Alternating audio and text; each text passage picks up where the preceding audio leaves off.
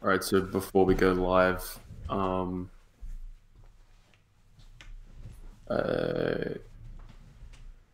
the topics that we'd like to cover in this discussion would be like how do we ground this other than just an introduction of how I see my online persona as a project.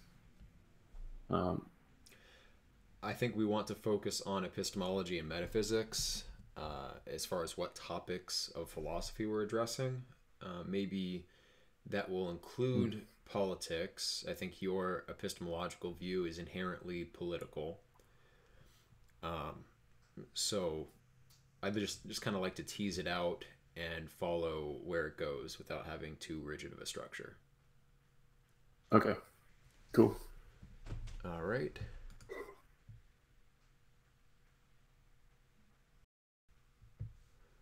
And that should be good.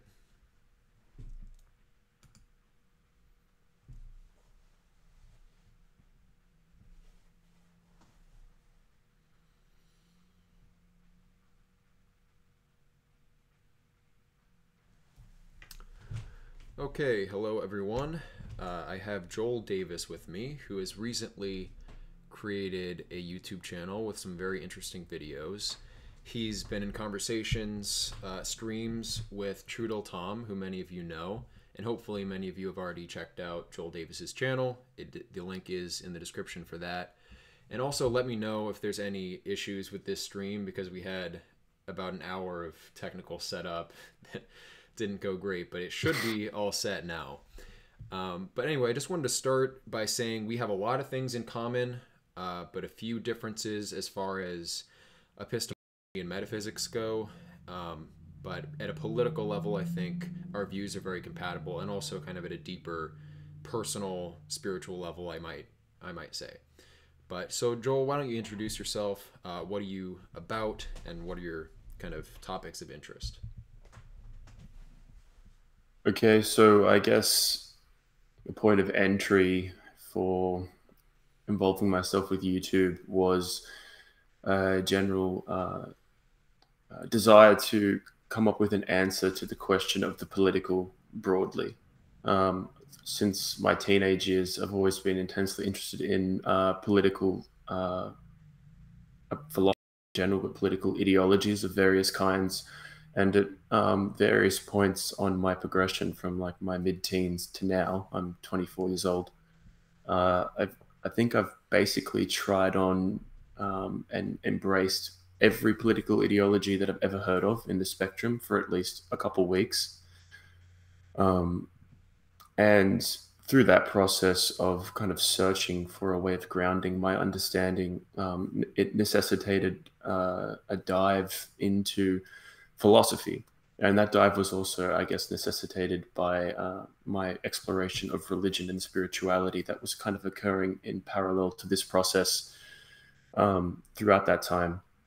And the attempt to kind of try and ground both in some kind of set of conditions for what knowledge, how to justify what knowledge should be, and then come to knowledge about such topics as a result. Um, and this kind of search for answers led me down some pretty intense paths in philosophy.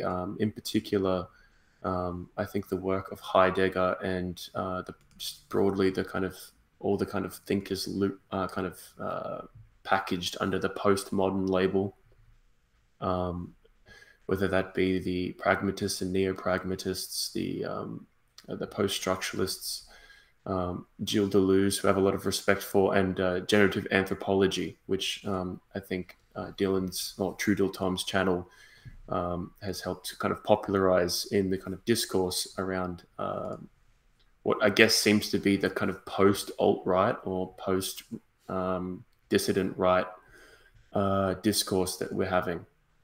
And the conclusion that I've come to through all of that study is essentially, first of all, undermining the kind of ontological subjectivity that I think is inherent to all the political ideologies in the kind of spectrum of belief in the 21st century West.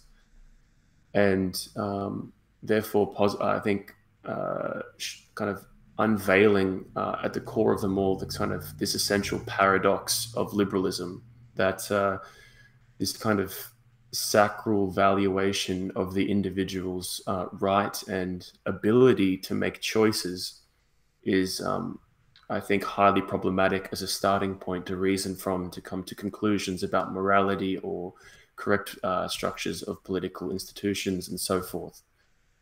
And so, what I've been trying to do is kind of engage in this kind of speculation of, okay, how could we construct a kind of approach to politics that it completely distinguishes itself from these ideological discourses that I kind of agree with the postmodernists, and we'll get to why I disagree. I agree with them. Are inherently problematic in their kind of ontological structure. I find them to be kind of paradoxical and incoherent, and this kind of translates into the kind of ideological fracturing that we see across our society now, in my opinion, where we have kind of this far left and far right that see each other as mortal enemies, and now almost even the mainstream left and right see each other as one another's mortal enemies, and we don't have a sense of cohesion in our society, like a kind of shared overarching vision about who we are and what we're doing, but instead everything is kind of ideological team sports in terms of politics, where each side is kind of jostling for power, and there doesn't really seem to be any way out of this toward a consensus by just simply adopting a particular ideological viewpoint and asserting it and competing for it against the others. They all seem to have these fatal flaws and these eminent structures that make them unpalatable to the rest of society. And so, in response to this, I guess what I'm trying to do with my YouTube channel and with my just general research and development and collaborations is to figure out how to develop an approach to morality and approach to politics that is completely post-ideological or post-metaphysical. And the way that I've kind of found to orient that is to look toward sociology as a discipline, and through a kind of recognition of the social organism and social being as such as a in one sense, an indivisible unit of existence, in the sense that society, I believe, is has emergent properties that are more than just the mere sum of its parts. Society is more than just the individuals that make it up. In the same way that you could take oxygen and blow it on a fire and it would act as a fuel, or you could take hydrogen and blow it on a fire and it would also act as a fuel. You combine them together to create water, an emergent property forms, and you put that upon water and it extinguishes the fire. And in the same way, I believe that individual human beings, when they kind of organized and structured into society's emergent properties, which I identify as primarily discursive properties, in the sense that they are structures of meaning and structures of language and structures of ideas, emerge that are not otherwise present in any kind of pure individuality. And so this kind of synthesis between an analysis of linguistics, an analysis of meaning as such, with an analysis of social being and kind of communal scenes, is the kind of intersection within which I'm trying to build a research program about how to find a new way to approach politics that can offer us a way out of these seemingly incongruent and unreconcilable ideological differences and paradoxes that make any kind of social science inherently problematic and impractical. Right. And I appreciate that perspective. I really like what generative anthropology has come out with. All the stuff you guys talk about on True to Tom's Discord. I know there's been some problems with the stream thus far. Hopefully you were able to hear the majority of what Joel said. But I reduced the quality. It should be good now. So there are a few things that I wanted to kind of dig into a little bit more, and you said that you would extrapolate on why you agree with the postmodern view that we can have a post-metaphysical dialogue, and then how would you approach questions of essence in light of that, and then let me just get also your take on my view that these political differences have a source that can be traced back to differences in the way that we make meaning out of the world, the way that we interpret things in an epistemological sense. And so if we clarify that fundamental epistemology, then we might be able to bridge some of these gaps just through reason, which is more of an enlightenment approach, from my side. But so those two issues, how do you approach the question of essence? And then how do you approach the question of epistemology?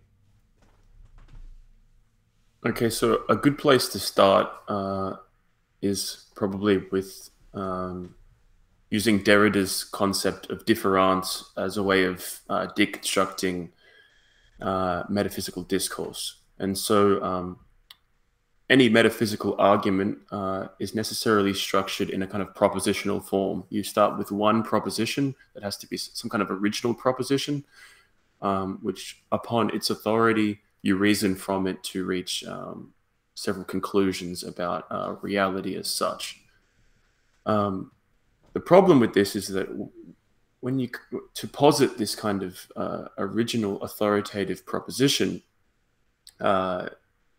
implicates some kind of even more fundamental or essential grounding that we can never truly grasp through language. And what I mean by this is, if you consider the meaning of, say proposition A, and then I ask you, okay, so what does define this proposition A that you're reasoning from? And so we go and look up proposition A as the words that construct it in the dictionary. They have a series of other meanings. And then to understand, a series of other definitions. And then to understand those definitions, there's a series of other definitions and so forth. And so what is meant by difference is that meaning is always perpetually and recursively deferred.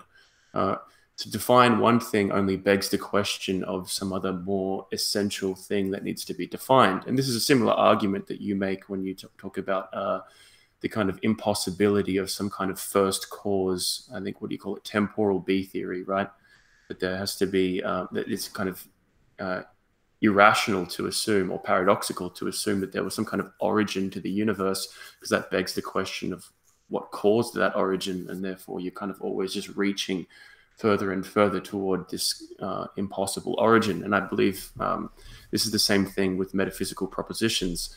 Now, So that's kind first of of all, so Schopenhauer would address that by saying that our concepts are grounded in percept, so they do have a terminus, an ultimate referent in direct experience. And so my view of metaphysics would be that it must necessarily refer us back to a state of experience that is attainable, that we kind of intersubjectively, by testing at an experiential level through things like, I don't know, yoga, meditation, stuff along those lines. And then we can also kind of try to refer to these experiential states and guide each other to these experiential states using concepts. So that would be the ultimate terminus of metaphysical reference, in my view. What do you make of that? okay. So I'm not against, like, don't misconstrue what I'm saying. I'm not like trying to posit that there is no such thing as epistemology. There's no reasonable epistemology, that we shouldn't kind of pragmatically look to verify our ideas with some kind of correspondence with our experience. I believe that all that stuff is very good and necessary. The problem, though, with metaphysics is that it kind of asserts that our individual, it depends what kind of metaphysical system you're using. But if you want to try and ground a proposition in experience, and then that's still a line of reasoning that our experience somehow has some kind of validity or authority to ground truth as such, and then we can reason from there. And I believe that this is problematic if it becomes kind of ontologized as a category, that if a proposition A agrees with experience B, therefore proposition A is true. I would say proposition A is functional, but I don't think that's the same thing as true. Or and if it is, then it's a very different conception of true than what is commonly understood as true in the metaphysical tradition. And so, um, I'm a pragmatist. I believe in a pragmatic approach to knowledge, and I'm also a constructivist. I believe that knowledge is this kind of creative human construct um, that constantly gets revised through more and more experience. And you could say that we're approaching some kind of certainty at some point in the future, and maybe that's the case, but I don't believe we have grounds to be certain of that. I think I guess what I'm arguing for is a kind of philosophical humility, in the sense that we have a set of ideas about the world, and they might function, but they are subject to amendment and change. It's possible that new experiences, new information will come up in the future, and that will necessitate that we revise our concepts. And I believe that we must be open and ready to synthesize these new experiences and constantly revise our concepts, rather than collapsing into some form of dogmatism, um, or kind of a false kind of metaphysical certainty as a kind of shortcut. Yeah, I think the notion of metaphysical humility is a good one. Hopefully, the audio is equal now. And so, the way I would look at it is that any metaphysical model takes a role similar to descriptions of God in classical theism, meaning they must be, I'm probably way too loud now, they must be apophatic or analogic. So we do run into problems when we try to build like reified, hypostasized models of the ultimate ontological basis of things. It doesn't seem like the translation into language is possible. But by transitioning, this is kind of the perennialist view in part, by transitioning between many different models at a linguistic level, this guides us back to an initial state of being that is functional. So it's compatible with this kind of constructivist kind of, you build concepts and modes of interpretation to adapt to your circumstance, and they function or they don't function. And so all of these metaphysical descriptions ultimately have to refer back to a primary state of being, which we can talk about in metaphysical terms, we can talk about in epistemological terms, but ultimately it reduces down, for me, to an ethical discussion, because this mode of being either leads to the good life or it doesn't. And obviously we are all seeking the good life. So that's a good bridge into politics. But first, let's get a little bit deeper into this kind of radical constructivist picture. You sent me an essay that I read, and it's how would you distinguish that position, which I might characterize briefly as the notion that we can't necessarily posit that our constructions conceptually model some kind of extrinsic reality, that yes, it is more a matter of these modes of behavior function in a given context or they do not function. And how would you distinguish that from like the Husserlian phenomenological reduction, where we say we're going to interpret phenomena and examine phenomena in terms of what's immediately presented, and not necessarily build these models about what it ultimately corresponds to out there? So what distinguishes radical constructivism, and then how does this inform a political context?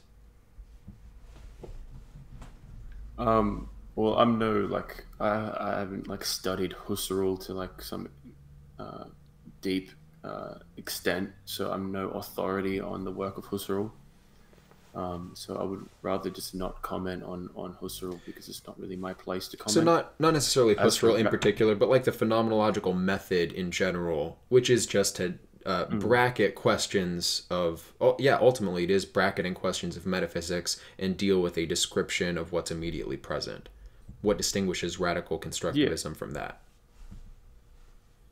well, I don't think that they are incompatible.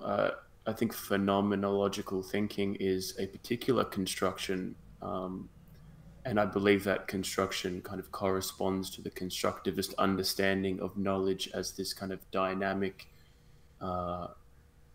human endeavor where individuals and communities and societies creatively generate ideas about the world, and then in the process of trying to live them out in some form of practice, learn lessons about their suitability and attempt to adapt them in areas where they aren't functioning correctly.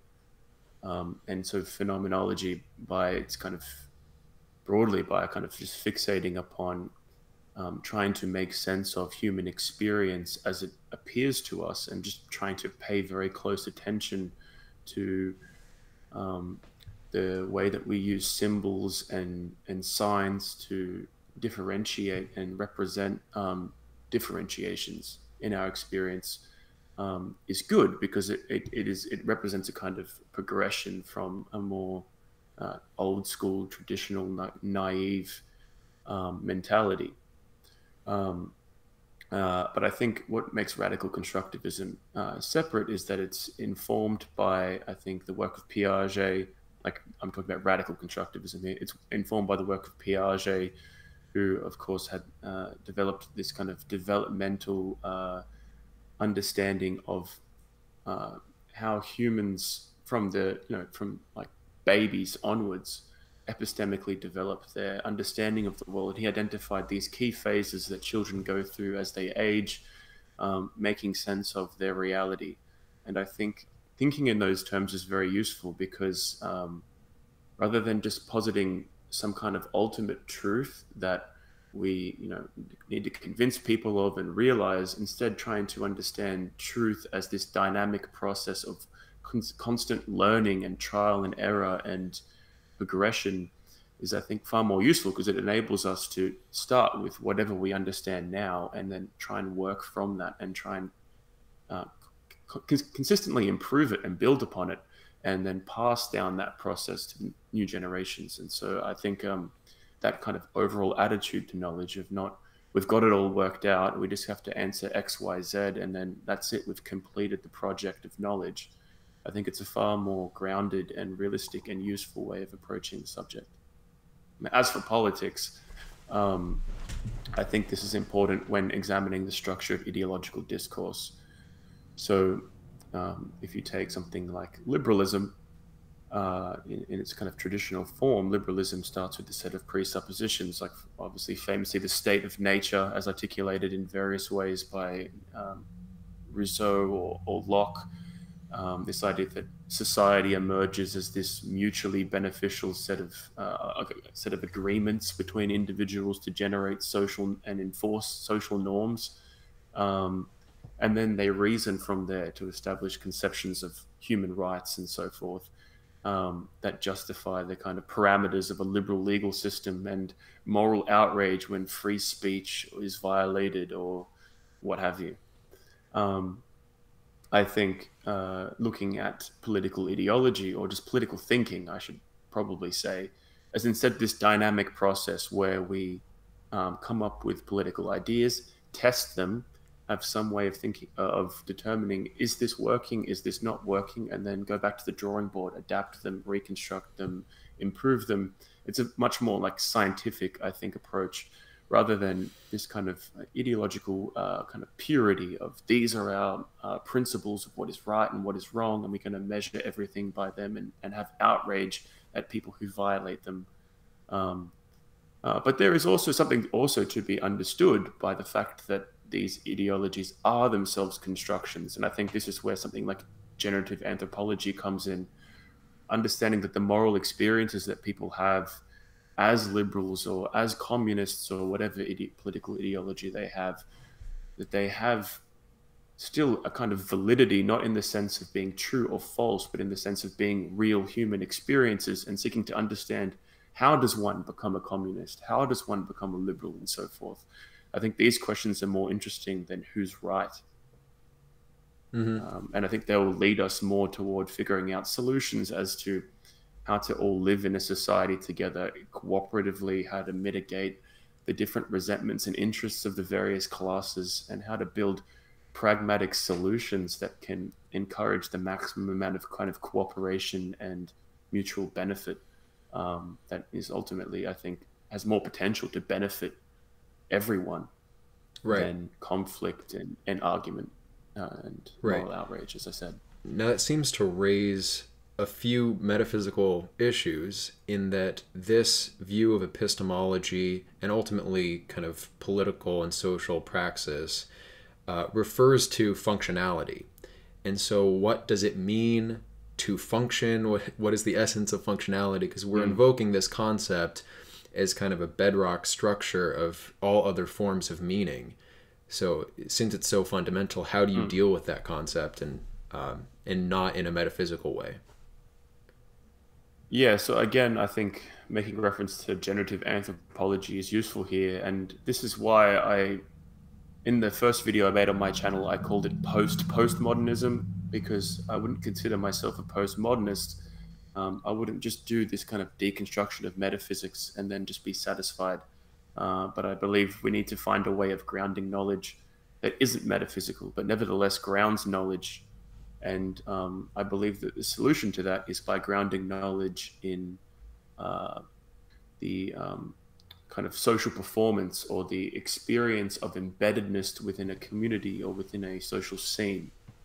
Um, and I believe that this kind of embeddedness that we sense is something that doesn't necessarily have to be conceptualized to be real. And in a sense, this is a kind of phenomenological argument um, that often we experience things like morality as um, intuitions, as a sense of being within a context, a social context, as opposed to here are my set of moral axioms, and then here's my argument as to why this thing is immoral. My little brother is 14 years old, doesn't have hardly developed sense of rational deduction. If he gets upset about what he perceives as a violation of morality in the family, he doesn't come up with some propositional argument about why it's wrong. He'll just explain his feelings, and that there's this kind of unspoken intuitive understanding of that's not how one acts when one is in a family. This is really how most people understand morality and understand social rules in general. It's very what Heidegger would call readiness to hand as opposed to presence at hand. It's contextual, I guess is my point. And so what generative anthropology does in its theory is it understands morality not so much in terms of truthhood or falsehood, but in terms of uh, in terms of its purpose embedded within the social community. And so, what makes a kind of community or a society possible? To GA, it is the individuals um, deferring their desire to appropriate objects which would become problematic to maintaining communal peace if everybody pursued. So, if you have a food object in the center of a community and every individual tries to appropriate it at the same time, there's not enough to go around. There's scarce resources in general, and so you'll see violence and conflict as a way of resolving this. Well, another way of resolving this is through um, developing a shared concept of sacrality, things that you can't touch, things that, to be a member of the community, to be a member of society, these are things that you can't do. And by not doing them and signaling that you're not going to do them, the other members of the community can recognize you and trust you as moral agents. And therefore, that is the kind of bedrock underneath which kind of peaceful cooperation can emerge that enables complex civilization to even be a thing that exists in the first place. And so I guess what this is a way of having a teleological understanding of ethics rather than a metaphysical understanding of ethics. That ethics serves a function in society, and this function isn't something that I'm just arbitrarily positing. It's something that you can be deduced from historical analysis. That because morality and moral customs and rituals of religious and political kind of forms emerged, society and community became possible.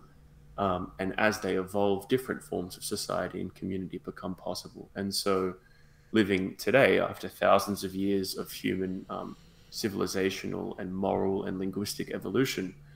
Um, we're at a point where there's a whole bunch of discourses, a whole bunch of moral ideas already functioning, churning away in our society. And what I argue is that by becoming aware of them and becoming conscious of them, uh, we no longer need to come to have a justification for them based on some kind of metaphysical principle. We understand them purely as these kind of fundamental conditions by which the kind of existence that we enjoy and expect from our everyday life becomes possible. And so the fact that we're sitting here talking about these issues, the fact that we have a friendship, that we have interest in politics, interest in morality, all kind of is predicated upon this idea that both of us want to have this idea of community, this idea of society that is linguistically mediated. And so taking that as a kind of place to reason from, I think it's possible to kind of justify the functionality of ethics. Not necessarily that we should have ethics because they are good, but because in order to have a society, these are the ethical structures we need. In order to have this kind of society, these are the kinds of ethical structures that we need. And ultimately, it's up to you whether you want to make that value judgment, whether you want to live in a society or you want to separate yourself from society. But under the assumption that you want to be in a society, these are the conditions. And want to be in our society, in our cultural, historical context, these are the conditions. And I believe that's a way of understanding these questions that doesn't have to really appeal to metaphysics in any way, because it's grounded in this real experience that is understood in a way that isn't necessarily propositional. I think the propositions come later to justify it, but it's understood intuitively, it's understood performatively. And so, yeah, I guess that would be my general sketch. Yes, and Alan Watts established a distinction in his book on Christianity between metaphysics, which is this kind of more propositional, abstract language, and metaphysic, which is kind of a direct confrontation with being as it appears, as it is, not getting trapped in the abstractions. And there's a good warning against a kind of mode of thought that leads to antisocial behavior and like unnatural domineering, because you're operating based on the assumption that this set of concepts about the ultimate nature of reality justifies you in oppressing other groups who are not acting in accordance with it, like or just not listening to where someone else is coming from. So there's definitely an error in metaphysical thinking that's very common. But what I do see happening is that basically this view, which is pragmatist in a way, this radical constructivist view of meaning building, it appeals to the metaphysics of Schopenhauer. It appeals to the Nietzschean metaphysics of will. And so I still conceive of this in metaphysical terms, and I think that not a deconstruction, but an analysis of will as it appears is still a worthwhile endeavor, and that's what goes on in monasteries, that's what goes on among communities of ascetics, and there is an intersubjective social praxis to that is still valuable. But it should be regarded as metaphysical, because if every other form of meaning that we're going to use is going to be predicated on acts of will fundamentally, then the interface between conscious intentionality, desire, and whatever else is in there, this kind of direct phenomenological analysis and like really getting at what it is in itself is a conversation that I think still needs to take place, but we should recognize what the appropriate place of that is. But I don't think this just has to be relegated to a kind of mystical conversation, because I'm a big fan of like Chris Langan, who deals with the underlying similarities or uniformities in any cognitive system whatsoever. So if we're going to analyze perception, analyze how the will interacts with representation, then we're going to be necessarily drawing categorical distinctions that enable us to kind of evaluate between each other that we're experiencing the same essential being. Now, what Chris Langan refers to will be this kind of principle that any differentiation is necessarily predicated by some kind of common syntactic medium, which is similar to Kant's transcendental unity of apperception, right? The kind of wholeness or unitive experience of consciousness. And that kind of is telling, and it seems to point to a kind of ultimate necessity to this unity, which is when then you would get into the whole array of cosmogonic myths relating to this. You can use Pythagorean like arithmological models where the monad or the unity begets the dyad or the multiplicity, and then the interactions lead to these in specific harmonic ways set of basic principles that instantiate then in the material world, and this kind of unfolding or emanation from that ultimate unity, which is extrapolated originally from the unitive experience of consciousness. So there's all sorts of lines of investigation that we can go into once we open up that metaphysical ground. That is definitely an esoteric space, always has been, where you can look at the Neoplatonic or Gnostic versions or the Hindu versions. These myths exist everywhere because it kind of, I don't want to look at it as metaphysics ontologized. I want to look at it as metaphysics of experience, looking at the most basic building blocks of experience. Because if we're saying that these concepts are rather constructed, then we're saying that they're built out of something. There's some kind of, dynamics of the system in which these concepts are constructed. And I wouldn't say that I have any hard and fast answers regarding exactly what that necessity is, but I'd like to keep it open. That's a conversation that can still be had, and I think it's not inappropriate to use the term metaphysics, but that's where I'm coming from with that. Yeah, I don't think that that's a problematic line of thinking. I think because ultimately what I'm saying is that ethics is built out of something, and that thing that it is built out of is social performance and imitation and kind of a awareness of being within the social.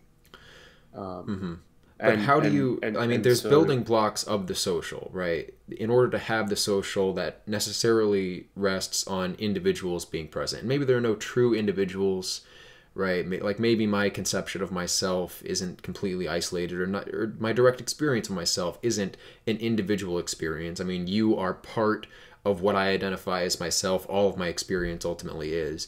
But still, these higher order social processes seem to rely in the first place on principles like desire, intention being there. Wouldn't you say? I would definitely agree that they rely upon some kind of desire or will being there. The problem, I think, comes up with kind of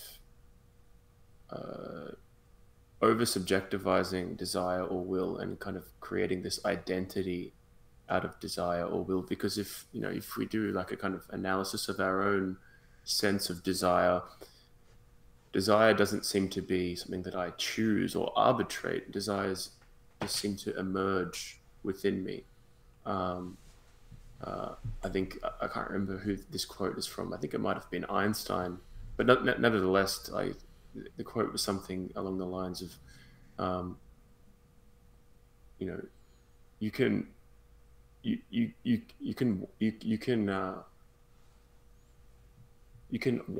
want what you will, but you can't will what you want. And I think that's very profound in the sense that ultimately the things that we desire seem to be intensities that we experience in the same way that we experience the intensities of sight and vision and sound and temperature or what have you. And that this idea of the subject, the individual that's capable of reasoning and making decisions in response to those intensities. Um, I think the mistake made by kind of Western metaphysics is to kind of take that reasoning, thinking intensity and then place that as fundamental to all of the others. And I think that they've got the order wrong. And I think that ultimately, um, thinking and reasoning and structuring and differentiating is this later form that comes along and organizes all these more primordial intensities of experience. And I would consider the sense of morality, our sense of what is right or what is sacred, what is evil, is itself just another intensity. I know that guilt feels like an intensity, or shame feels like an intensity, or um, injustice when you see it happen, and you can feel it as a kind of physical feeling. Um, it's not just an idea. It's not just a reasoned concept. And so I think grounding our understanding of morality and, by extension, politics, in this recognition that these ideas have to be constructed out of these fundamental intensities of experience. They can't. They can't be. We don't have these like disinterested, just pure rational subjects contemplating propositional arguments. And I think that's why I criticize metaphysics. I don't criticize the conclusions necessarily that some forms of metaphysics come to. I just criticize the way in which they get there. Not so much that if they get to the right conclusions, I guess to some extent, I don't really care how they got there, but in the sense that by kind of misunderstanding or not taking into consideration different factors in how moral conclusions are arrived at, we can kind of make mistakes and fall into paradoxes with our interpretation of morality when we try to institutionalize and bureaucratize and politicize them. And I think that's why that's kind of why trying to figure out how to think in this kind of speculative, different way about these problems. Because if you look at the major discourses in our society today, if you look at the kind of SJWs, or like the anarcho-capitalists, or the neocons, or the a mainline Democrat voter, I believe that all these groups share a fundamental conception of this kind of sacredness of the individual and the individual's freedom to make choices and to self-actualize. But they reason from this fundamental kind of idea of what is sacred to radically different political conclusions. And so I think, and I think this problem comes from just different lines of propositional arguments. If you look at the metaphysics, or the at least epistemology used by the neocons, it's very different from the kind of more objectivist, I would say naive objectivist interpretation made by like the Randians, or the Austrian economists. And then this is radically different from some feminist reading of the SJW left. And so I think finding a way to transcend these metaphysical disputes by trying to say, hey, all of these different kind of trajectories that all your discourses are heading from, they're all grounded in this same fundamental social process of trying to figure out how to create rules that hold social being together, mitigate conflict, mitigate resentments, and maintain peace and stability, I think can be very advantageous in trying to transcend these differences. And I think that's kind of the domain of analysis I'm focused on. I'm not focused on whether, if someone wants to try and conceptualize some kind of metaphysical understanding of how to come to a conclusion about,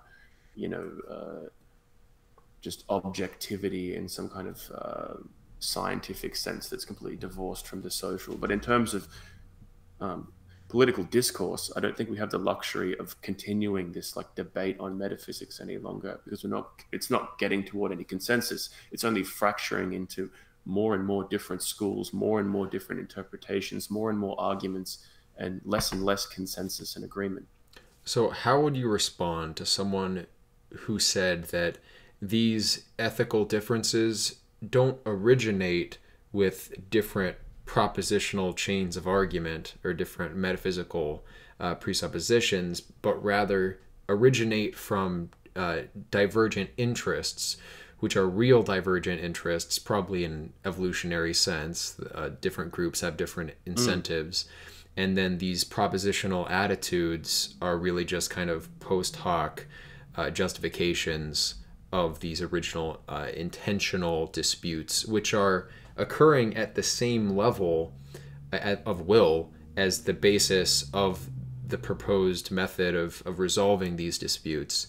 And so, I would then refer to metaphysics as a possible way of mediating those disputes, in the same way that in the originary scene, the desire for the central object is mediated by the neant or gap created by the sign, and then the sign acts as a surrogate for the object of desire, and thereby transforms the state of desire of the subjects there.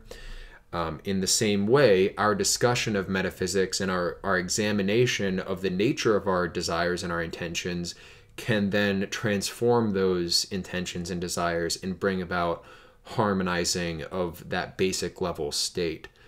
So how would you respond to that kind of objection?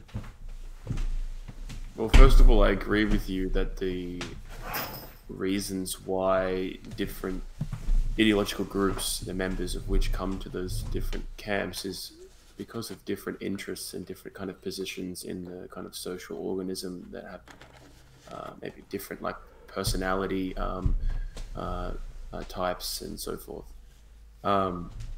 My point, though, is that the discourse that they use, insofar as we're talking about that, the discourse that they use justifies what they are saying based upon some kind of fundamentally metaphysical ideological argument, and by instead grounding what they're saying in this kind of social understanding that I've articulated, that unconceals the differences for what they are, which is that you're arguing for the interests of your class and your particular mentality and your particular position. You're not arguing for some kind of transcendental moral principle that you're not the virtuous ones and everybody else is. Like, every individual ideological group is quite happy to make that analysis about the others, but they've got this special understanding of moral truth. And so what I'm trying to work out is a way of building discourse that interfaces with these different perspectives and just unconceals them and gets them to kind of get as close to speaking the truth about who they are as possible. But moving beyond that toward metaphysics as a solution, I think that was what metaphysics, if you look at Gans's analysis of how metaphysics came into being in ancient Greece, that is the original purpose of metaphysics, is to trying to find some kind of transcendental principle to subordinate all the different disparate conceptions of self-interest to one totalizing conception in order to mitigate disagreements and arbitrate between disagreements. But this, I think, has become problematized after thousands of years of development, where I don't think metaphysics serves this function properly anymore. It once did. There was an age where it did, and I'm not denying that. But I believe that age has come to an end, and I would take history, particularly modern history, as evidence for that claim that I've just made. And so if metaphysics has stopped functioning, I don't believe the solution is more metaphysics. I think the solution is something else, some other way of building a discourse that can produce a consensus in some method, at least arbitrate between different interests. And that's essentially what I'm trying to do. And I don't have all the answers yet, but I think that's the direction that we need to be heading in. Mm-hmm. And the reason why I think metaphysics has failed, taking that, again, referencing generative anthropology, is that I think Gans very astutely identifies metaphysics as the reduction of moral discourse purely to the declarative mode of speech.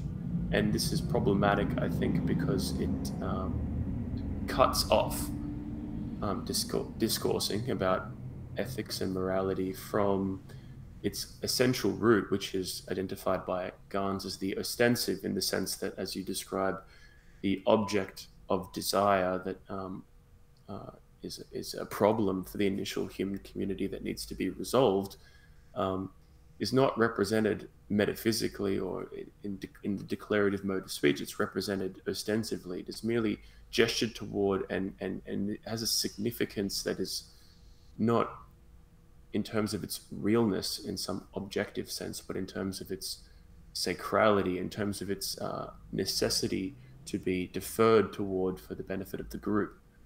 And I think uh, bringing these subterranean modes of language back into discourse translates to recognizing we live in a society which has particular kind of scarce resources that different groups want access to in a way that everyone can't get 100% of what they want. And so there needs to be some level of deferral uh, by these groups toward the others so that they don't end up competing over them and destroying society as a result. Let's identify what they are. Let's confer upon them some kind of sacral status. And then let's try and creatively work out how can we develop a kind of discourse that can distribute these resources in a way that is at least minimally satisfying enough to everyone to produce communal peace. And this is something that we're not going to, if we constitute society in a particular way to mitigate the peace now, that doesn't mean that particular constitution is going to keep working forever. It is very likely that there's going, as there has been, that we're going to need to continually revise this process. And I think metaphysics was one revision, but metaphysics had this illusion that, okay, so we've got this perfect way of differentiating, or at least ideology. We've differentiated the resources in the perfect way. We come up with liberalism, for example, give everybody individual rights, freedom of speech, freedom of association, and then however the resources are distributed, that's fair. And that's it. Problem solved. But the problem wasn't solved. Otherwise, you wouldn't have the emergence of socialism and Marxism and fascism and all these other ideologies. These ideologies are evidence that it doesn't work, that it's dysfunctional. And so, essentially, what I mean by post-metaphysical or post-ideological discourse is factoring that kind of social change will occur, and so we need a discourse that can change with changing circumstances, that can be revised and updated as we go, rather than trying to work out some kind of absolute parameters that might work for now, but very likely will become problems later. Mm-hmm. So once again, I wanted to refer, just for the sake of clarity, the distinction that I'd like to make between this variety of metaphysics that you've referenced several times, which does lead to like a rigidity and being trapped in the declarative mode, and then what I take to be a primary kind of metaphysics, which is closer to psychology. It's just dealing with the basic ingredients of desire, intention, incentive as they occur to us. And it's exactly the same project that I think you're getting at in saying that what we need is a mode of dialogue that brings these divergent interests out into the open. And we need to step away from these kind of abstract justificationary principles that really just prevent people from coming to like mutually beneficial agreements because they're each trapped in their own position. But again, I wouldn't get rid of this kind of primary metaphysical process, which, like, to give an analogy to the circumstance of the originary scene, in the same way that the kind of originary deferment occurs with the introduction of the sign, we can engage in this kind of deferment of our own desire or will by a transformation or a transduction of that emotional information into more descriptive, declarative language. And so if we view declarative language regarding our intentionality as a kind of therapeutic measure and a way of deferring that primary emotional reality, it can have a lot of benefit. I mean, if you've ever just been in a conversation with someone and got to the point where one of you was getting irritated, but instead of voicing from the position of that emotional incentive, your act in a functional way to bring about the emotional end that you desire. You instead switch to a kind of descriptive mode and just describe exactly like this is the state of intentionality that's occurring for me, and try to keep that at the declarative level. I think that's a mode of private discourse that is useful for those who want to cooperate in a direct political sense. Otherwise, I see that the basic danger is that since this ultimately has to resort to an appeal to the will, an appeal to what our desires are, any cooperation will be predicated on an alignment of that basic desire. And so the question, the metaphysical question, I would say, and ethical question, they can't really be differentiated at that point, is how do we bring about an alignment of desire in the group that seeks to create a mediating dialogue at a broader social level.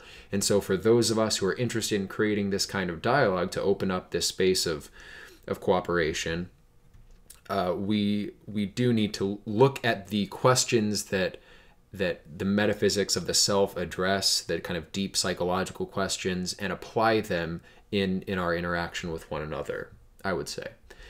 But did you want to address at all in any deeper way what your specific intentions are as far as like creating this kind of dialogue? I've created an email list. A number of people, actually, several, probably 15 or so, have signed up for it, and we're going to have conversations. And I'll just start like that with my channel. I've had projects in the past, like my Academy project I did with Kenneth Brown channel on YouTube. We did the Perennial podcast together. And that was productive.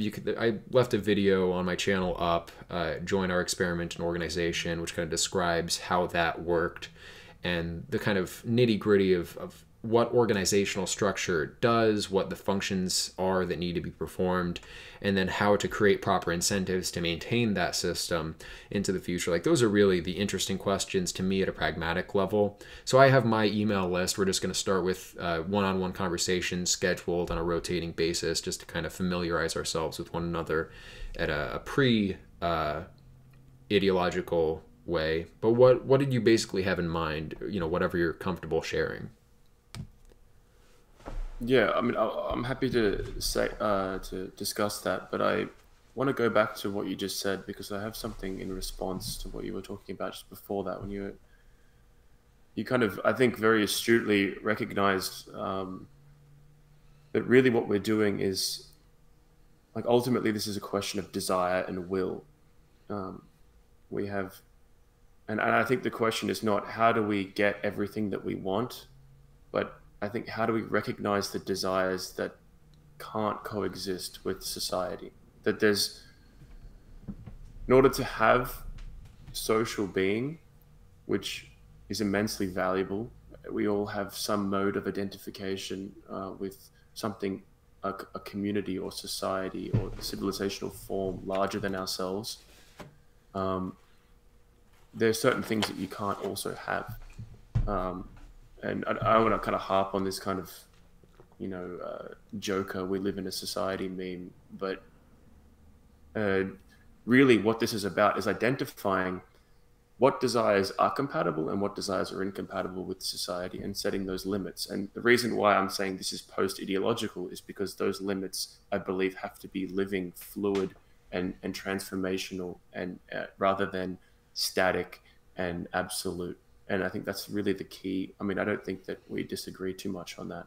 And I think that's the real key point to emphasize is that, and people accuse me of relativism. I guess that is relativism, but it's not relativized to, it's relativized to the perpetuation of society. And there's a lot of contingencies, not just material contingencies and ecosystemic contingencies, but also, we can analyze society and see these kind of structures that constantly kind of repeat and reemerge and perpetuate themselves. And so I do believe that there are structures we can identify in the social that also act as contingencies, like class distinctions or gender norms, or kind of cultural ideas of politeness and rudeness and so forth. I don't think these things are all just entirely just on a whim. They all have very clear um, teleologies, very clear functions and purposes when you think in a holistic sense. And so that's what I want to do, is kind of construct or aid the construction of the kind of science of how to understand these kind of contingent parameters, and therefore apply them to an analysis of society as it is. And then we can identify what desires are becoming problematic, where is the potential for the breakdown of society, identify those desires, and then by fixating upon them and recognizing them as a problem, only from there can some kind of creative solution be generated, and that would be whatever kind of moral innovations would constitute the future. Um, Actually, before we go but yeah, on, I building want from let's go back to the organizational question a little bit later, because this kind of brought to mind an issue. So you're saying basically we have to identify what kinds of intentional states, dispositions of will are incompatible with this functional adaptation as a group to the environment at large, and to one another. to one another. Yeah. And so what I'm wondering is, how much is there a slippery slope in that regard, where you might cut off certain behaviors that are explicitly incompatible, and that would be fine. But what if there were behaviors that you couldn't identify on the basis of this kind of pragmatism, or at least not immediately, that you might be able to highlight with more of a traditional ascetic metaphysical disposition, or that would make sense in light of some kind of like theory of the will in that sense. And so that the metaphysics might be indispensable for identifying those slippery slope moments. I'll give it concreteness right now by saying, like, there's kind of a prisoner's dilemma with regard to the sexual marketplace.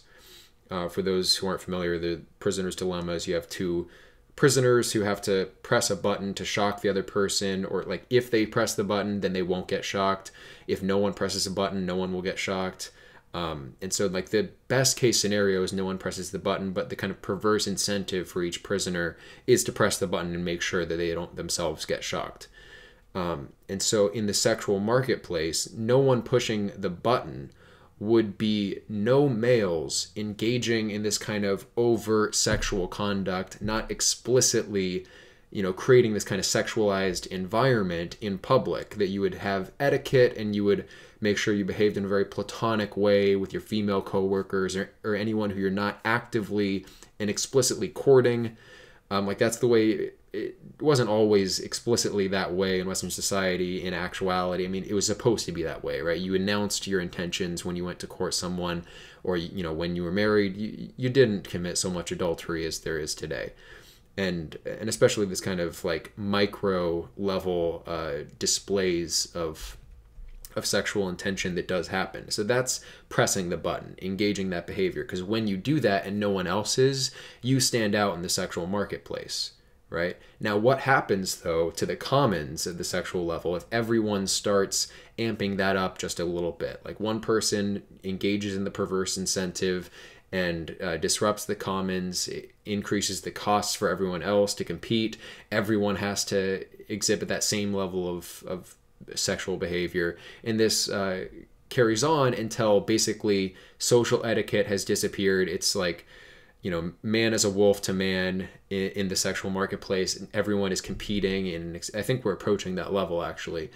But how would you make sense of this, or how would you identify that as a problem for society if you didn't already kind of understand like the basic perennialist precepts regarding the will, like desire begets desire. The more we can defer desire, the more we can defer gratification, the more balanced we'll be. The more balanced we'll be, the more truthful we'll be. The more truthful we are, the more we'll harmonize with the nature of things, and therefore society will carry on. So how do you identify that kind of problem as something incompatible with social cooperation? Okay, well, I mean, I think it's pretty obvious that like unfettered sexuality has negative consequences for social cooperation, particularly with looking at like Pareto distributions. If 20% of the guys are fucking 80% of the girls, and 20% of those guys are fucking 80% of that 80%, you're going to end up having a lot of pissed off and resenting incel dudes who just might burn your civilization down. And I think we're kind of starting to see that express itself in the political system right now, as in response to feminism. Um, so I mean, I don't really know. I don't see, like, I believe you're kind of using this kind of consequentialist social analysis to as a way of, like, to determine that that's not a great idea to have the unfettered sexual norms, but at the same time, really extreme sexual norms, really extreme regulation of the sexual market also seems to create a lot of resentment and potentially negative outcomes. If you look at some of the problems they're having in the Islamic world, for example, I think you see that. So I don't believe it's this absolute of the more desires that you kind of make unacceptable, the better, because there's a trade-off. Every desire that you discipline produces this kind of residual resentment in the people that are being disciplined. And if that level of resentment raises too high, that is also a threat to the social order. So I think the key is balance. And I think the way that you understand what works and what doesn't work has to be through some kind of trial and error, some kind of empirical studies. Like, of course, we can understand from tradition, this is the way it was done in the past and it seemed to work better then. Maybe we should replicate that now. And I subscribe to that idea in a lot of ways. But there's also, I think it's natural for us to want to experiment and trial things in order to get better knowledge. And so, I mean, I don't know, like, exactly what you're asking me, like, to come up with, like, my personal opinion for you, or this is what the rules should be, because I don't really, I don't think I'm not an expert in that particular field. I can give you the rough outline of we don't want resentment to get too large to the point that it threatens the social order, and we don't want desire to get too out of control that it threatens the social order. And so we need to find some kind of happy medium. And I think the kind of monogamous gender norms that are kind of still normal in society, maybe we've gone a little bit too far in one direction, you could argue, but that returning to the kind of monogamous ideal is probably the best solution that we've come up with as a social technology to respond to the potential for sexuality to derail social stability. But I mean, beyond, like, the actual exactitudes of that, I'm not an expert in, to be honest. What I was mostly getting at is that there's an attitude to the problem which is inherently dealing with the metaphysics of desire or will.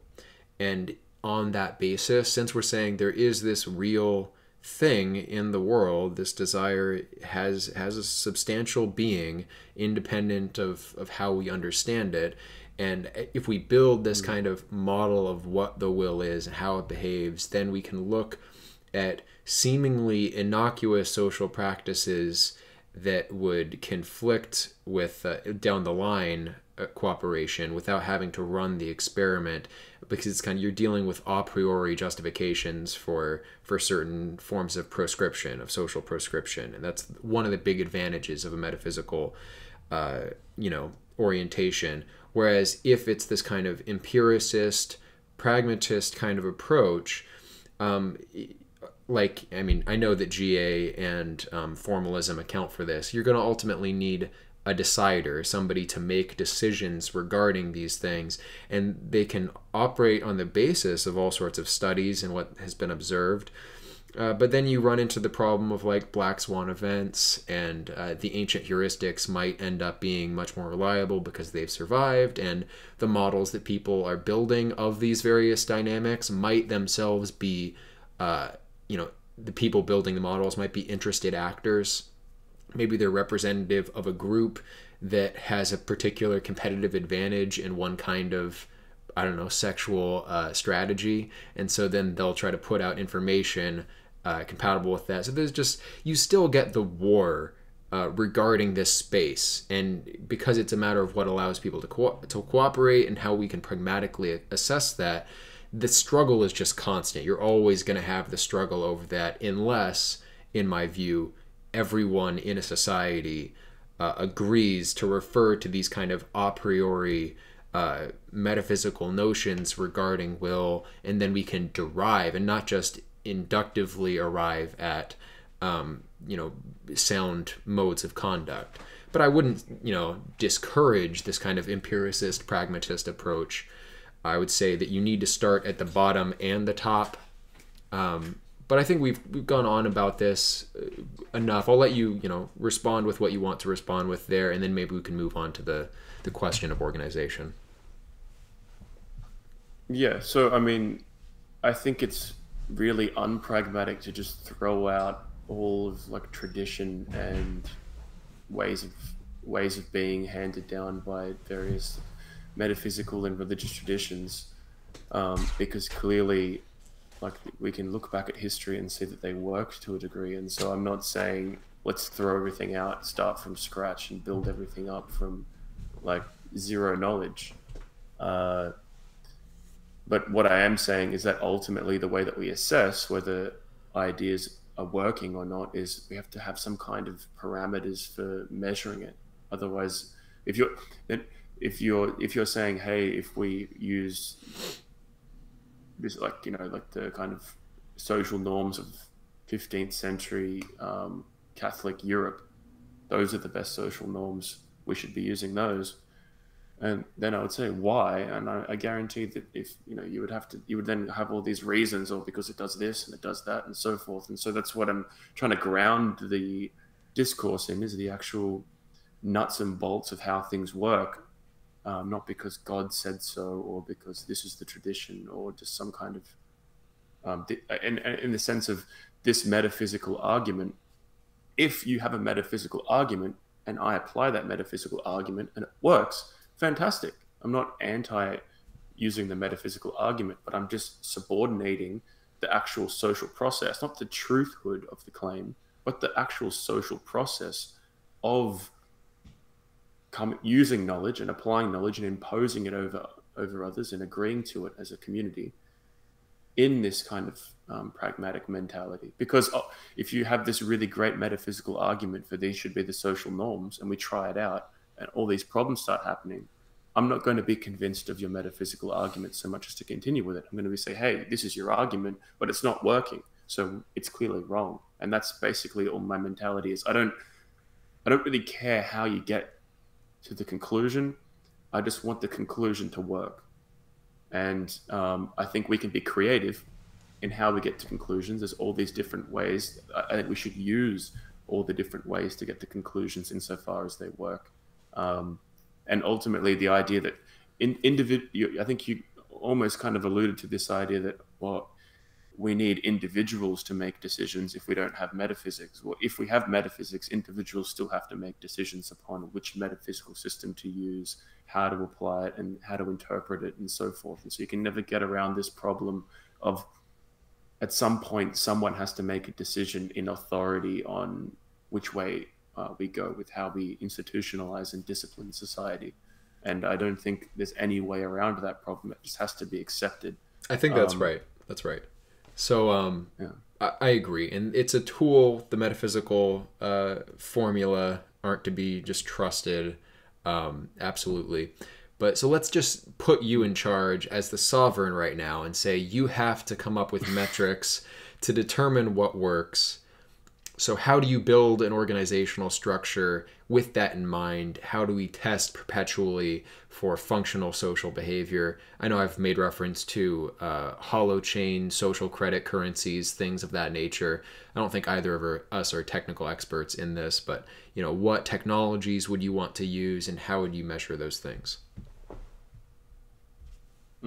Okay, so ultimately, what I think an aspect of the project that I'll be engaging in is basically ideologizing the social sciences and attempting to kind of reconstruct them um, in light of the kind of epistemological worldview that I have and that I share with other people in my kind of network and community of thinkers.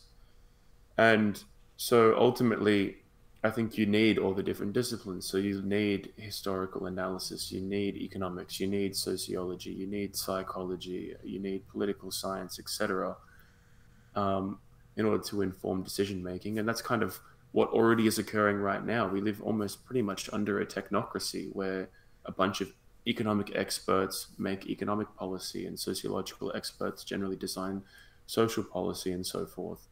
And I think just the problem with that is ultimately the ideological justifications, in ideological presuppositions, and end up justifying under the illusion of science a bunch of their outcomes. I think that this we've got kind of a context here of trying to step kind of outside of that, and not the individual actors are always going to have their own incentives and their own biases, but um, at least articulating them and making them conscious that, okay, so from this perspective, this is the conclusion, this perspective, this is the conclusion, and you as sovereign or you as leader are going to have to take into consideration all these different perspectives and mediate between them. And insofar as you do a good job, you'll probably keep your power because, I mean, that's you're keeping everyone happy by definition of doing that. In terms of, I think if you look at great political leaders in history, great business leaders in history, great religious leaders in history, if you want to be a political leader, business leader, religious leader, it makes sense to look back upon figures of history that you admire and try and reappropriate the kind of ideas and structures that they used. And so me as an individual, I would try and synthesize all these different forms of knowledge to, if I was given the responsibility to make decisions as best I could. Um, I don't really know. And also I think um, making people who make decisions as conscious as possible of the kind of social organism as this constellation of perspectives, and grounding not perspectives in terms of this right wrong binary, but in terms of this multi-perspectival kind of ecosystem of ideas, like recognizing ideas as like the fabric of society, that is these living expressions of different flows of desire and resentment in this kind of very Nietzschean way, I think is probably a lot more conducive to making wise choices than just bunkering down with a particular interest group in a particular set of ideological presuppositions in a particular kind of narrow worldview informed by only one particular approach to knowledge. And so I guess that would be kind of the general kind of gist of the kind of governance that I think would be most effective and that I'd like to see. And my argument for that is grounded in not just is the good, insofar as governing like this makes you a virtuous person. I think it's a little more pragmatic, and in the sense that governing like this is likely to be a good idea if you're governing, because the whole point of it is keeping as many people as happy and as peaceful and as cooperative as possible. And so by extension, by doing so, your power becomes more stable and you gain more respect. And obviously there's a lot of personal benefits to receive from that. And I think trying to figure out ways to engineer ourselves out of some kind of distinction between self-interest and social interest in such a way that we can warp incentives, or maybe warp's the wrong word, but re-engineer incentives so that people who are doing good work for the social totality are benefiting as individuals is the kind of path that we need to be taking if we want to get things to improve. Mm-hmm. Yeah, and that's the idea behind a social credit-based currency is that you take stock of the impact someone is having in their community and then remunerate them accordingly. So I did something like this with the academy structure I had in mind to have like a system of voting essentially that was weighted on the basis of how you yourself were evaluated by a voting process. So it wouldn't just be a Mm. purely democratic form of social credit, but it would be a little bit more aristocratic, where the people who are esteemed to be knowledgeable, their opinions are taken more into account and then influence more how others are considered. So, I mean, as far as like immediate first steps, I know you're more inclined probably to operate behind the scenes than I am. I tend just to talk about whatever I have in mind to do on my YouTube channel. But what do you do in these first steps to begin arriving at that kind of intersubjective social evaluation and like rewarding people in what sense? Like, where does this process start? Like, when does it begin to happen that people acquire these kind of social credit points? Yeah, well, so there's like different approaches. So, I mean, I really like what the holochain guys are doing with this idea of constructing um, these kind of reputational currencies that factor in kind of moral valuations into the distribution of economic value, and that they are kind of these social valuation mechanisms rather than individual valuation mechanisms as conducted by like the exchange of like prices and the exchange of money between individuals. Um, and I think in terms of economics, that's a good approach. And it's a decentralized approach. So ultimately, it's just up to entrepreneurs to come up with forms of economic value that can be brought into these kind of technologically mediated social scenes, and then traded into the ecosystem for access to the other kind of economic nodes within the ecosystem. And so I think, insofar as the holochain guys succeed, will just be a matter of finding um, a good amount of entrepreneurial projects and emerging business ideas that can account for the largest amount of economic consumption and production possible to sustain the individuals within those kind of economic ecosystems. Uh, and then once that's established and people can kind of live self-sufficient lives in this kind of reputational network as opposed to the mainline economic exchange network mediated by like fiat currency, um, then it'll become very attractive for other people to start joining. People that are just normal everyday people doing normal everyday people jobs, it'll be much easier to integrate them into the system. um, as for the political, ultimately I think it boils down to the fact that there are powerful actors in the world who wield um, the power to make change. And for people like me or you or 99.999% of us, trying to challenge them directly is kind of stupid. Either you just don't have the means to even surmount a significant challenge for them to even take notice of you.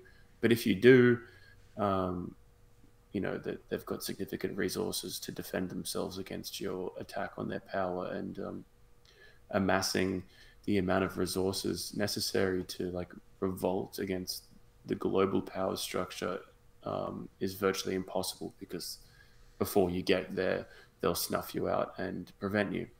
And so the solution has to look something like helping the people who are running the world, finding some way of benefiting them, and insofar as you benefit them, um, making it possible for them to interact with society and um, at large in a way that produces seemingly positive ends that create more social stability, that mitigate the resentments in society, that improve our relationship to the environment, and improve our, um, I guess, that preserve the kind of essential aesthetic features of our civilization that I don't want to see eroded.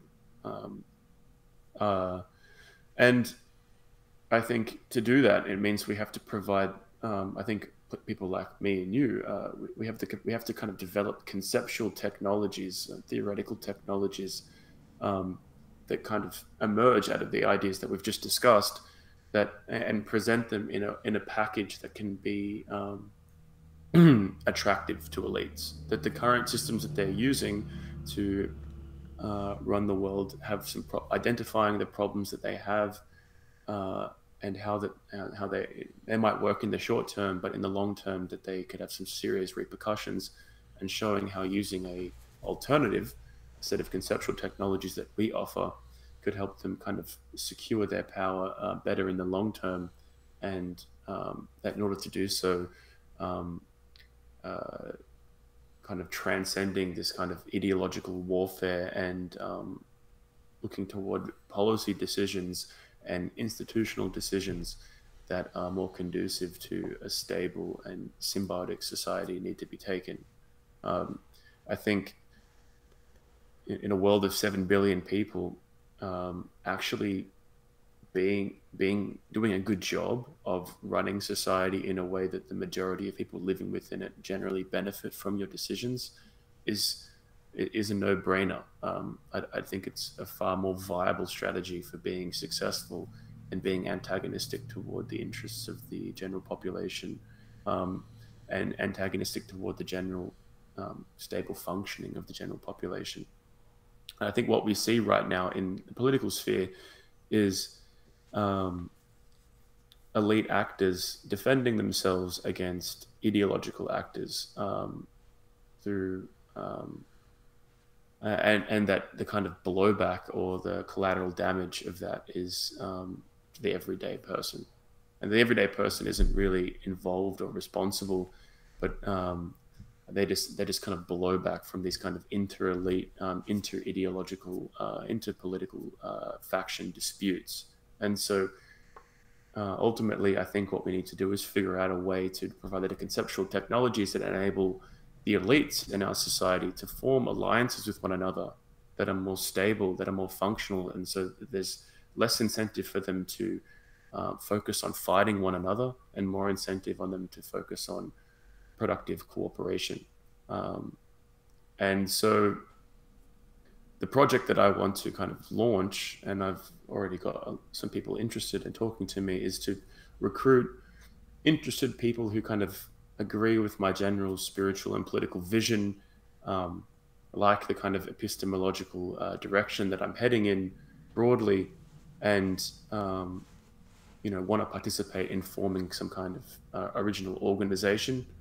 And then once that organizational structure is in place and we acquaint ourselves with one another and clarify a kind of manifesto or system of principles from which to work from, then develop some kind of consensus, or at least agreement upon a kind of delegated structure of authority that can then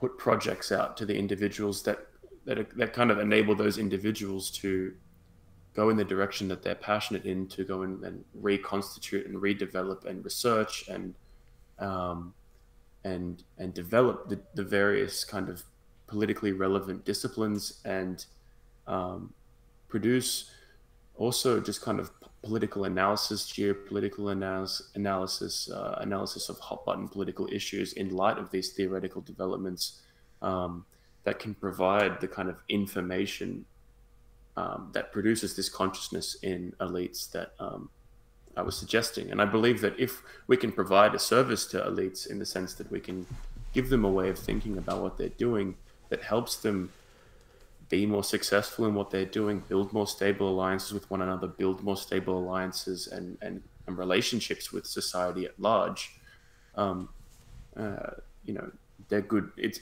if you help people that are very powerful, they help you in return because they want you to keep producing material. They want you to keep providing analysis to keep continually informing their decisions. And so I guess the long term goal is to turn that institution into not just a journal that produces kind of written materials, but also maybe like a think tank that can pay its own staff, that can just spend their time researching and developing politically relevant theory and translating it into politically relevant prescriptions to help inform political actors.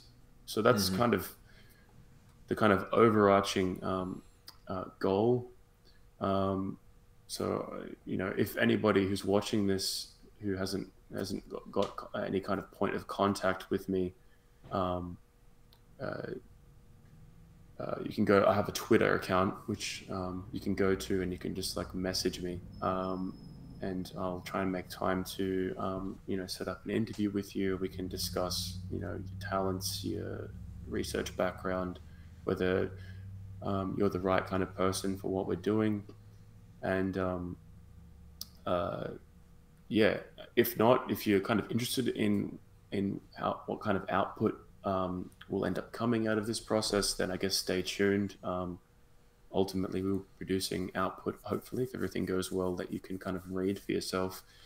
Um, and my YouTube channel is kind of like the videos that I'm making are kind of going to have been and are going to continue to be kind of rough sketches of the kind of general context for thinking that I think is necessary for an institution like this to kind of formulate its identity and its intentionality and focus from.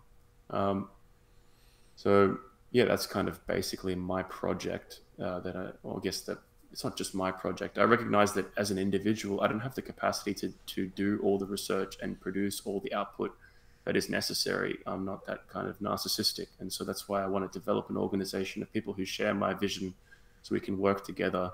And thereby increase our output capacity. But I think ultimately it will take, at least in its original construction, the form of just like basically a journal, an online journal of sorts, that is explicitly focused upon carving out this kind of what this post-ideological politics could actually look like in a kind of technical and in a technical sense.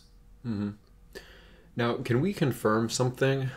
Would you stand up for a moment? Would that be possible?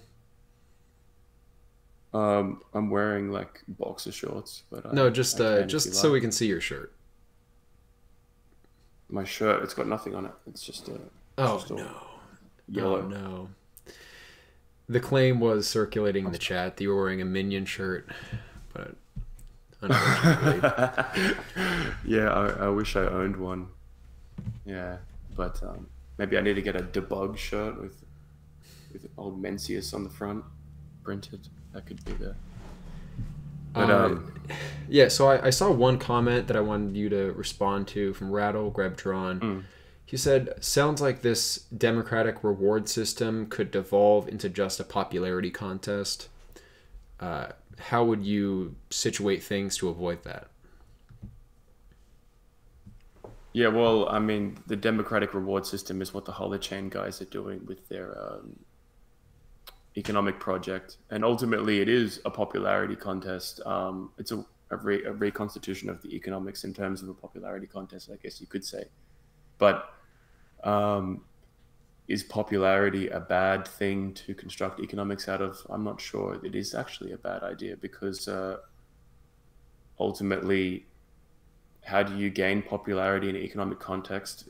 Surely it's by doing things that are kind of useful to the kind of individuals that make up that context. So, um, in terms of things that I want to do, I think they necessarily have to take on a far more kind of hierarchical structure, um, just by virtue of the kind of just necessities of human organization.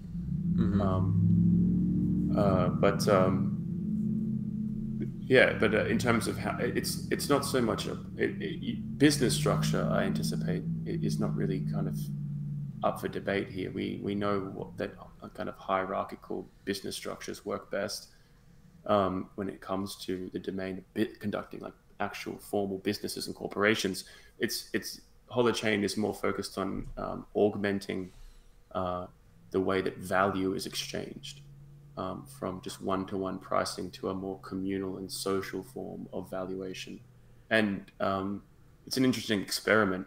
And ultimately, I think, kind of relating to our whole discussion, the kind of by their fruits ye shall know them. We'll see how it goes when it actually kind of starts becoming a thing. It's an interesting project. I definitely am keeping close tabs on it. And a friend of mine who's far more involved will be coming on my channel, and we'll be doing an interview kind of going into that idea deeper if for those who are interested.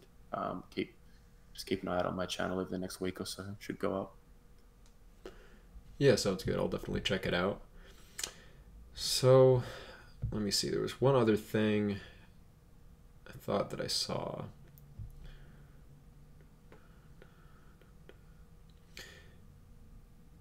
Well, I wanted to ask, how much had you considered the academic function of this organization that you're looking to establish?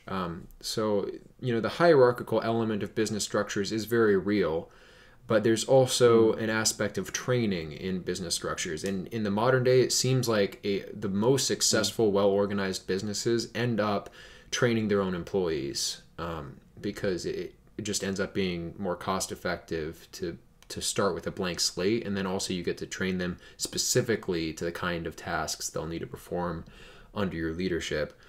About that training function, what did you have in mind? Yeah, so once we get the theory in place, I mean, it will become obvious, like the people who have developed it, we'll have to create some kind of pedagogical kind of materials where, the best stuff that we come up with gets translated into some kind of lecture series. If there's enough interest, you could convert it into classes of some kind. Ultimately, the vision that I have, this is a very early vision, as I'm going to be open to the input of the other members very much so in kind of formulating this vision through time. But the initial vision that I have is essentially people will train in a particular discipline. So you'll have one guy or a group of guys that specialize in history, or a group of guys that specialize in sociology or what have you. And they'll learn the discourse in its academic sense, might necessitate actually doing the actual degrees necessary, and reading all the kind of material necessary in order to actually contribute to the discipline and say, okay, we've kind of taken in this entire discipline. Here's our kind of taking our epistemology, our kind of framework for understanding the political, and then using that to produce our version of the discipline. And then it would probably become advantageous to ultimately attempt to affect kind of paradigm shifts in each of these disciplines, where we try and build allies, build alliances and connections with academics in the various fields who are interested in kind of using our ideas or working with us, where people who have got degrees in those fields could be hired to come in and be trained in our particular variant. And ultimately, like, the idea of the institution is, once that theory is in place, is really to train experts. It would be nice if we could manage to interface with real academia as it exists in the universities, but ultimately that's a question that I can't answer how it's all going to flesh out. I just want to start by doing the work to get some theory down, create some output, get articles written, get essays written, potentially get books written, get discourse happening, get people talking, make connections, and see where it goes from there. Mm-hmm. Yeah. Long term, I think having people with the relevant degrees organized together is certainly helpful. In the meantime, I think, it's good to focus on just how we set up our discourse so that we begin educating each other as much as possible, rather than, relying explicitly or exclusively on, outside sources. Like, we have information that we could share with one another, and we have ways of determining who we would best benefit from being in communication with. So that's kind of the nature of my project, and maybe we'll work together in some capacity. But I think my prime focus right now, from my end, is just to get people talking to the right people and seeing and experimenting over many kind of weekly rounds of these sorts of conversations what the best setup will be. But was there any Yeah, that's other? kind of my approach as well. Yeah, we're definitely in an Just, experimental kind of place right now. mm, Were there any other topics that you wanted to address before we end? um,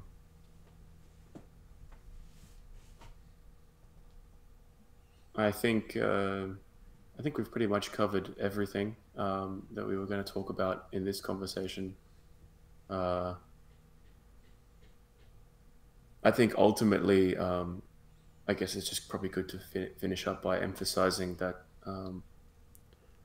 like, I recognize completely that this is just all kind of very speculative. It's very early on in the process. I'm a young guy. I'm 24 years old.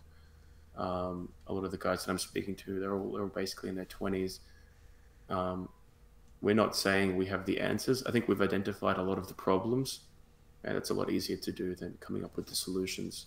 But I think having this discussion, having identified the problems, and then beginning creative work on the solutions is a dynamic process. Some of the stuff that I've said today, even a year from now, I might disagree with, and things that I've said a year ago, I definitely disagree with now. And so I guess the people who are watching along, um, just recognize that I'm this kind of, and I think all of us in this kind of discourse, where this like public works in process. This is a very Mm-hmm. like new medium trying to conduct um, uh, these kinds of discussions through like YouTube and like chat servers and things like that. It's not there's not a lot of precedent for doing this.